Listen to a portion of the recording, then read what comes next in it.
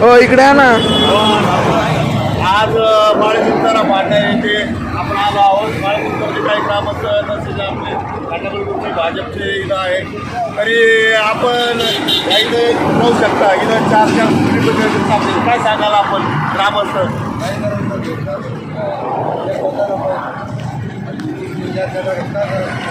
आपण काय सांगाल जवळून ये. कारण जे लोडिंगचे ट्रॅक्टर राहतात ना उसाने भरलेले ट्रॅक्टर, कारण ते एका गतिरोधकमुळे पुढं जात नाही. तर इथं 4 गतिरोधक आहे आणि ट्रॅक्टर पलटी होण्याची संभावना सगळ्यात जास्त राहते आणि अपघात होण्याची शक्यता 100% वर्तवली जाते.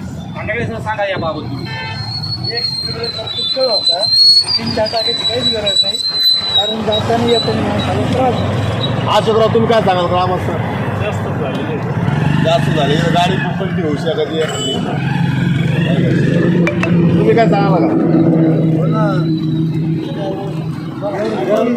गाडी पलटी झाली म्हणून